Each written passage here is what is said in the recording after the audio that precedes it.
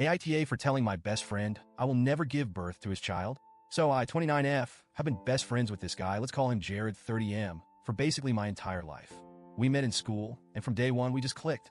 We were inseparable, did everything together. He was the first person I ever came out to as someone who struggles with anxiety and depression, and I was the first person he came out to as gay. We've always had this really deep bond. I love him like a brother, and over the years, we've supported each other through thick and thin. When we were about 15, he came up with this idea. He told me that someday, when he got married, he wanted me to be the one to give birth to his child. I remember it so clearly because it honestly shocked me. He explained how, being a man, he couldn't get pregnant, and he didn't want just anyone to be the surrogate. He wanted someone he trusted with his life, and that person was me. At the time, I didn't really know how to respond. It felt so out of left field, but I had just watched a TV show about a woman who gave birth to triplets for her brother and became severely depressed afterward. I was sensitive even back then, and I struggled with mental health issues because of trauma in my childhood, so I immediately told him, no, I can't do that.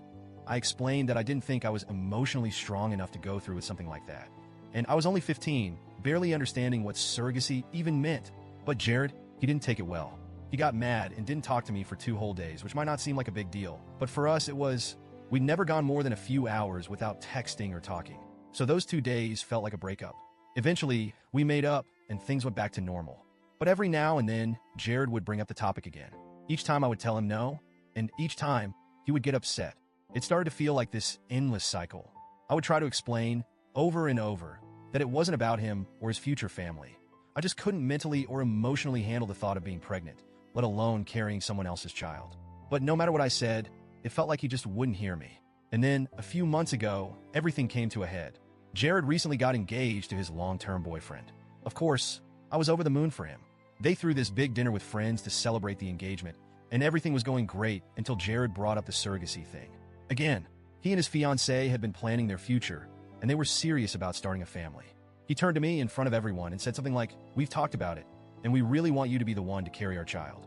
We'll pay you really well, and we'll cover therapy or anything you need afterward." It felt like the room just stopped. I was so taken aback that he had the nerve to bring it up again, especially in such a public way, that I just snapped. I told him, "Jared, I've told you 1,000 times, I will never give birth to your child. I don't understand why you keep pushing this on me. And if you're so willing to pay someone, find a surrogate who actually wants to do it." He got mad. Again. Except this time, he stormed out of the restaurant, his fiancée trailing after him, and left me sitting there with our friends, all of whom had heard every word. It was incredibly awkward. Most of the women in our friend group were on my side. They agreed that it was unfair and kind of uncomfortable that he kept bringing it up, especially knowing how I feel about it. But some of our other friends, particularly the guys from the LGBTQ+ community, thought I was overreacting. They said it would be a really meaningful thing to do for him, and that maybe I should reconsider. Honestly though, I'm just tired. I love Jared. I do, but I've had this same conversation with him over and over for the past 15 years. He asks, I say no, he gets mad, and then I'm the one who has to either wait for him to come around or make the first move to apologize so we can be friends again. I've always felt like I'm being backed into a corner, like my feelings don't really matter, because this is what Jared wants, and it's not the first time he's acted like that in our friendship. I'm frustrated because I feel like this is a decision about my body, and yet, I'm the one being made to feel guilty for saying no. Jared keeps telling me he trusts me more than anyone else in the world, which is why he wants me to be the one to do it, but honestly, I just don't want to. I've never wanted to, and I'm tired of explaining myself over and over. At the same time, I don't want to lose him as a friend.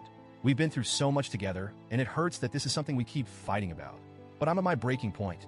I don't want to be pressured into doing something I don't want to do, especially something as life-altering as carrying and giving birth to a child, even if it's for someone I care about.